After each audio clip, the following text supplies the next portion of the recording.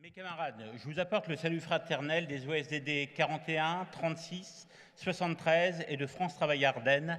Et je tiens à signaler que nous voterons, bien entendu, le rapport moral ainsi que le rapport sur les finances.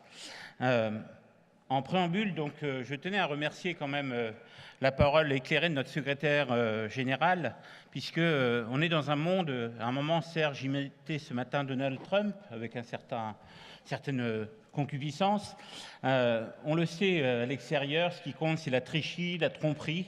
On est rassuré par les paroles de notre secrétaire général, puisqu'à l'intérieur de Force ouvrière, on est préservé de ces mots-là, et on souhaite que ça continue longtemps.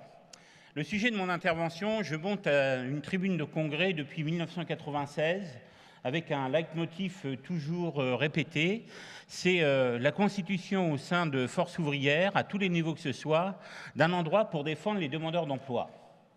Pourquoi je reviens toujours avec cette même parole? Avant-hier, on a appris qu'avec une certaine jouissance, ils ne sont pas atteints de torsion testiculaire. Le patron de Microsoft vient de licencier 15 000 personnes et de recevoir 83 millions d'euros de bonus pour avoir licencié effectivement 15 000 personnes. Amazon vient de parler de 30 000 licenciements à travers le monde. Donc on a forcément ces multinationales infusent la France et donc on aura des camarades FO qui risquent de perdre leur emploi dans leur entreprise. On a parlé effectivement de l'introduction de l'intelligence artificielle. Alors, l'intelligence artificielle, quand on en discute avec notre entreprise, Natalia le citait tout à l'heure, c'est un peu la poudre de perlimpinpin. Les nouveaux termes magiques. Grâce à l'IA, on va régler absolument tous les problèmes. En fait, l'IA donc, est bien créée pour une seule chose. En ce qui concerne nos entreprises, c'est pour épargner du temps de travail et surtout épargner des emplois.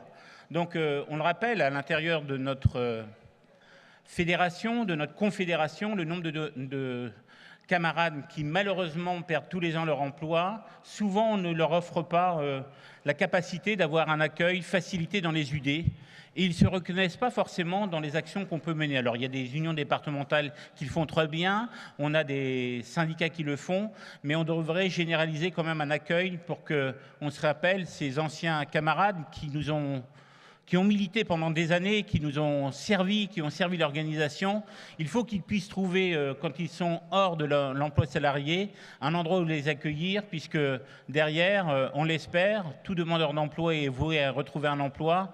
Et on souhaite qu'à chaque fois qu'ils retrouvent un emploi, ils se souviennent que Force ouvrière était là, y compris pour les soutenir alors qu'ils étaient demandeurs d'emploi.